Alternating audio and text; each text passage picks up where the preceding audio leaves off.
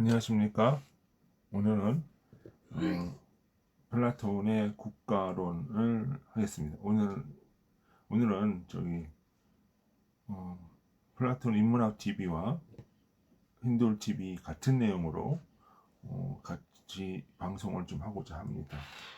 오늘 제가 이야기하는 것은 이제 플라톤의 국가론을 통해서 플라톤 철학을 소개하고, 또 이제 그 플라톤 철학이 기독교에 어떤 영향을 주었는지, 또 그것이 이제 중세와 근대에 어떤 영향을 주었는지 제가 차례대로 먼저 이번 주에는 국가론에 대한 어떤 이야기부터 차례대로 연차적으로 좀 시리즈식으로 이렇게 나갈까 합니다.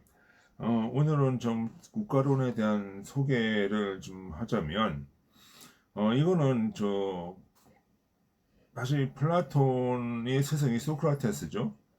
사실 이거는 국가론은 플라톤의 사상이 아니라, 소크라테스가 말한 것을 플라톤이 이제 요약 정리하면서 플라톤이 국가론이라는 책으로 낸 겁니다.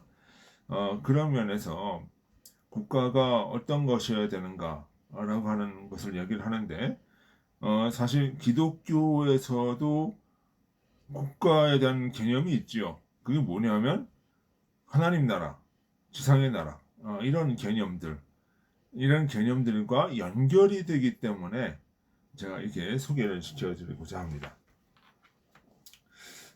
먼저 이 플라톤의 철학은 그 핵심을 이데아론이라고 할 수가 있는데, 그 이데아라고 하는 거는 그 하나의 이상 세계죠. 이상 세계고 영적인 세계입니다. 그럼 보이지 않는 세계예요. 그 보이지 아니하는 이데아가 이 현상 감각계로 드러난다. 지금의 어떤 그 드러나는 모든 감각적인 보이는 모든 것은 이데아의 그림자다. 이데아가 유출돼서 나오는 것이다. 이런 거예요. 그러니까 우리가 본질을 이해하려면은 이데아를 먼저 이해를 하고 있어야죠. 보이지 않는 세계. 이 보이지 않는 세계가 선재하고 먼저 존재하고, 이 그로 말미암아 이 세상이 돌아간다라고 하는 것이죠. 그러니까 이것은 마치 기독교가 그 보이지 아니하는 영적인 세계, 어떤 주님의 창조, 주님이 존재하고, 주님이 존재하고, 영적인 원리가 존재하고, 그로 말미암아 보이는 세상이 존재하게 됐다는 것과 유사한 구도를 갖게 됩니다. 그래서 이 기독교가 이제 초대교회에서 사도 바울이 이 초대교회 신앙을 정립하고, 또 이 체계화하는 데 있어서 플라톤의 이데아에 관한 이데아론을 사실은 그 용어를 쓰면서 정립을 했다라고도 볼 수가 있는 것이죠. 그러면 그 국가라고 하는 것은, 플라톤에게 있어서 국가라고 하는 것은 무엇이냐라고 하는 전제가 나오는데요. 그 플라톤에 있어서 국가라고 하는 것은 보이지 아니하는 세계가, 보이지 아니하는 질서가 국가로서 형성되는, 어떤 국가의 질서, 정치 체계의 어떤 그 법률 요구로서 형성된다라고 사실 전제를 깔고 시작을 하는 거예요. 그러니까 플라톤의 국가론을 가만히 보면은 어떤 뭐 분업도 이야기를 해보고 뭐 이런 이야기를 하지만, 그 가운데 조화라고 하는 것들이 있거든요. 그럼 뭐하냐면 이 이데아가 나오면서 각 영혼들에게 어떤 역할이 주어지고, 그 영혼들이 자기 역할을 하면서 그 어떤 그 목수라든가 이런 역할을 하면서 하나의 국가를 형성해 나간다. 그것이 이제 이데아론. 이데아가 말하는 국가, 플라톤이 말하는 국가론에서 나오는 핵심입니다. 그러니까 여기서 우리가 그 플라톤의 그 책을 보면서 어떤 그 철인 정치, 뭐 철학자가 전 다스려야 된다. 그리고 뭐 군대가 있어야 되고 이를 유지하기 위한 생산자 계층, 경제 활동을 하는 계층이 있어야 된다. 요런 이야기들은 하는 거는 그 이면에 무엇이 있냐면은 철학자, 이데아에 대한 어떤 깨달음이 있는 자가 그 다스리고 그 어떤 정치적인 주요 국가를 운영해 나가면서 그 군인 군인이라고 하는 그 특질이 있죠. 군인의 영혼이 뭐죠? 그 용감하게 체력도 강하고 용감하게 싸울 수 있는 모습, 그 어떤 영혼의 소유자, 음?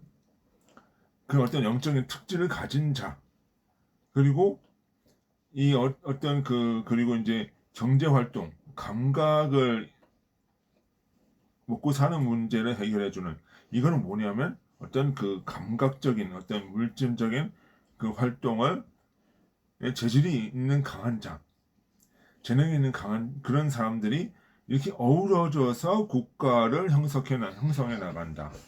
그래서 그 철학자와 군인과 생산자가 자기 본분의 역할을 다해야 된다라고 하는 그 이야기들이 나오는 거죠.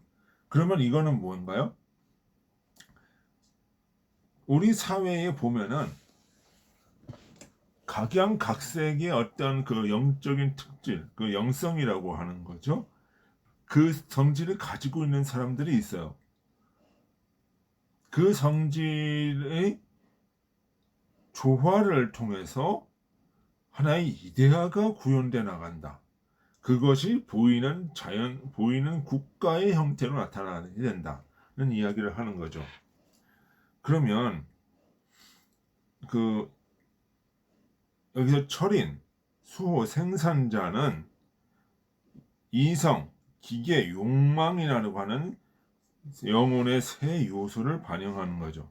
이 구조는 단순히 신분제가 아니라 서로 다른 이데아들이 조화를 이루면서 하나의 존재 구조를 만들어낸다, 질서를 형성해 나간다라고 하는 거죠.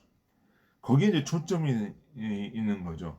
그러니까 플라톤의 국가는 어떤 천연 우리가 저 칼포포 나중에 또 얘기했지만 그러니까 비판하는 것처럼 철학자들이 모든 것은 통치하고 지배되고 다스리는 것이 아니라 조화와 균형을 얘기를 한다는 거예요. 그 속에서. 그러니까 철학자는 뭐죠? 철학자가 해야 되는 역할은 이데아의 질서를 이해를 하고 그것을 그에 따라 어떤 법 체계를 만들고 그 어떤 시스템을 구축해 나가는 것이 철학자들이 해야 될 일이고 군인은 어떤 그 용맹성을 가지고 나라를 수호해야 되는 역할을 해야 되는 것이고 생산자 계층은 그 가운데서 경제적인 창출을 이루어 나가야 된다라고 하는 것이죠. 이런 것은 각자의 또 분업의 어떤 역할이 있기 때문에 어느 하나가 더 소중하고 더 못하다라고 이야기할 수가 없다라고 하는 것이죠. 그러니까 이런 플라톤의 국가는 이데아의 다양성과 조화를 형성하는 거예요. 그러니까 철이는 이데아를 보고 진리를 행하고 수호자는 용기의 형상을 이루고 생산자는 절제의 형상을 하는데 절제라고 하는 것은 뭐냐면 용기와 절제라는 건 뭐예요? 적과 마주쳐서 싸워야 될 때는 뭐예요? 용기가 있어야 되는 거죠. 용기라고 하는 것은 자기가 희생을 되더라도 이 무서워하지 않고 맞붙여 싸우는 그런 모습을 가지고 있어야 되는 거예요. 또 절제라고 하는 거는 생산자가 절제를 해야 된다라고 하는 거는 무엇을 얘기하냐? 그 자기 휴식 시간을 절제하고 노동을 하면서 어떤 부를 이루어 나가야 된다는 것이죠. 그러니까 절제의 형상, 용기의 형상, 지혜의 형상, 이런 것들이 조화를 이루어 나가면서 국가가 형성된다. 그러니까 우리 마음, 이것이 어느 한 분야의 개인이기도 하지만 우리 마음 속에도 무엇이 있어야 돼요? 절제가 있어야 되는 것이고, 용기가 있어야 되는 것이고, 지혜를, 그 이데에 대한 어떤 확실한 이해와 지혜가 있어야 된다는 것이죠. 그것이 내면에서 나오는 거예요. 결국은 그 플라톤의 국가론이라고 하는 것은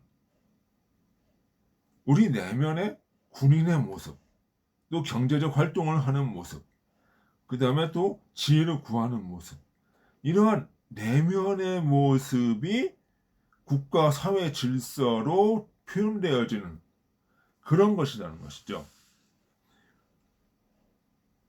그것이 이제 플라톤의 국가론이에요. 그러면 어떤 이거는 뭐냐면 하나의 영적인 원리, 내 안에 어떤 나라가 밖으로 드러나는 것이다.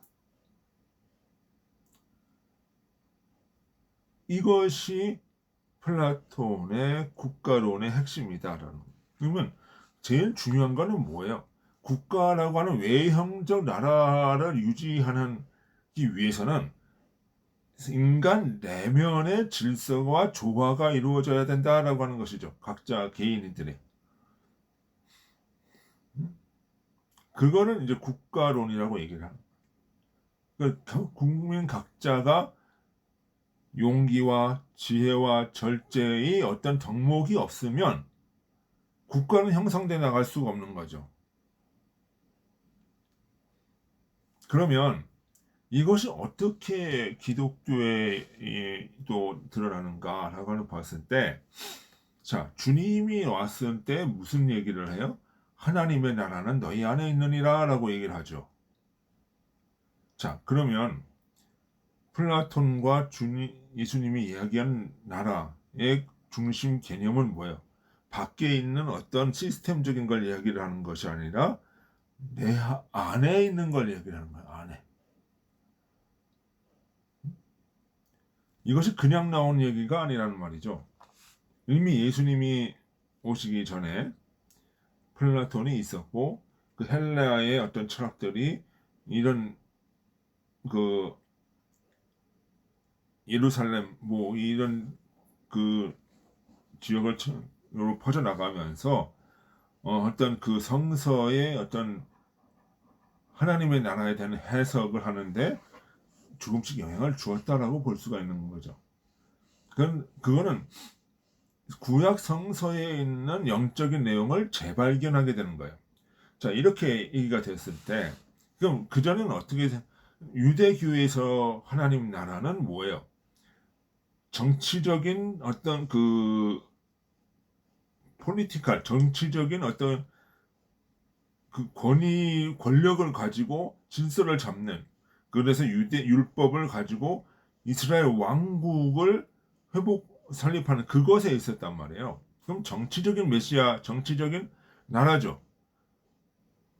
그런데 주님이 이야기를 하는 나라는 뭐예요? 영적인 나라. 내 안에 있는 하나님 나라를 이야기를 합니다. 이 변화가 크게 일어났다는 거죠. 그러면 주님이 얘기하시는 건 그거예요. 밖에 있는 나라가 중요한 것이 아니라 먼저 네 속에 있는 무엇인가가 주님의 나라가 있어야 그것이 드러나는 것이 중요한 것이다 라고 얘기하는 거죠. 그러면서 뭐예요?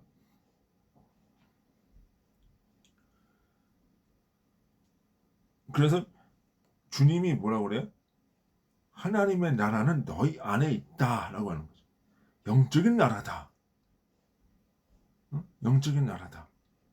그 영적인 나라의 질서를 잡는 것이 바로 주님의 말씀, 로고스죠. 그러면 이거는 단순히 뭐예요? 플라톤은 이데아라고 표현을 했지만 주님이 말씀하실 때는 로고스로 표현이 되는 거죠.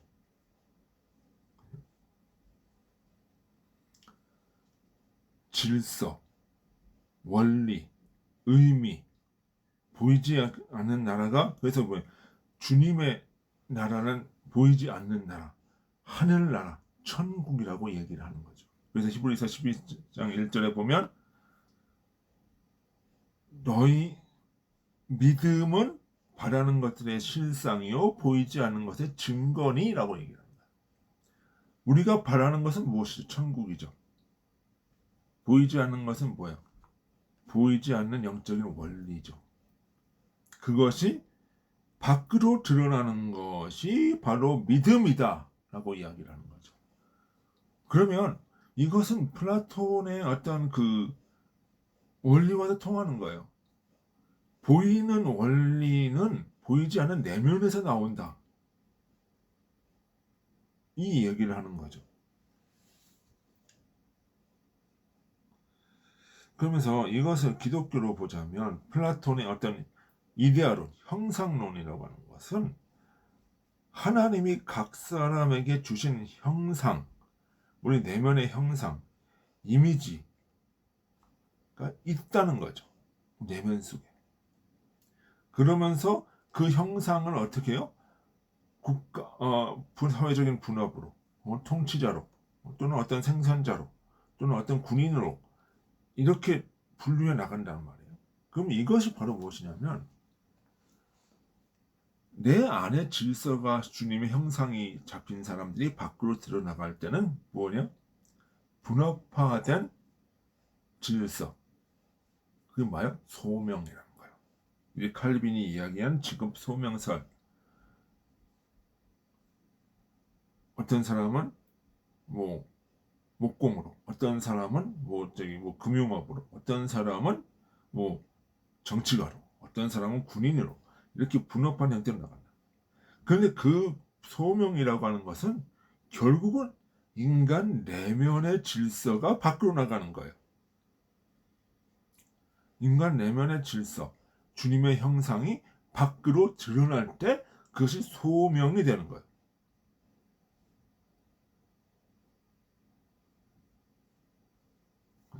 그럼 우리가 밖에 있는 보이는 모든 것을 통해서 뭘 가지고 봐야 되는 거예요?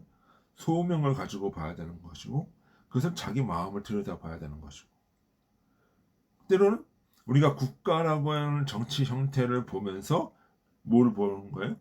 나를 봐야 된다는 거예요. 그러니까 국가가 어지럽고 흔들리면 결국 누가 흔들린다는 거예요? 내가. 내가 흔들린다는 거예요. 그러니까 내 모습이 국가의 모습으로, 사회 현상의 모습으로, 모든 그 문화와 경제와 모든 부분에 나타난다는 것이지요.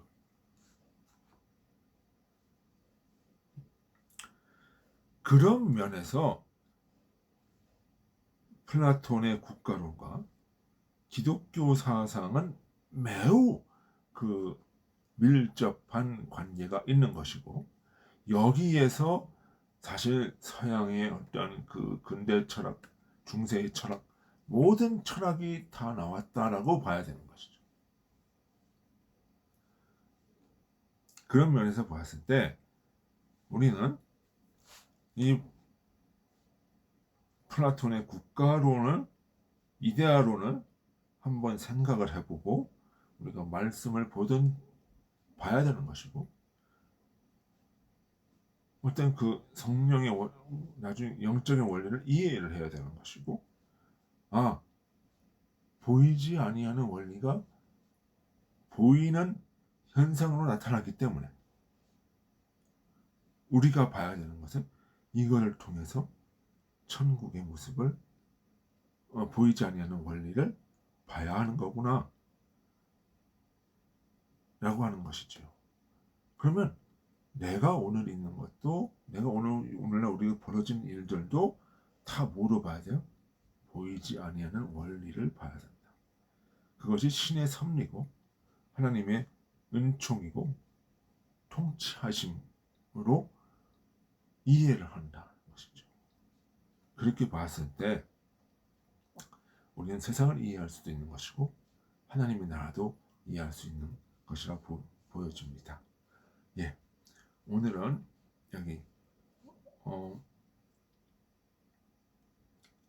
플라톤의 국가론이 와 기독교 사상이 어떻게 이어졌는지를 한번 살펴보았습니다.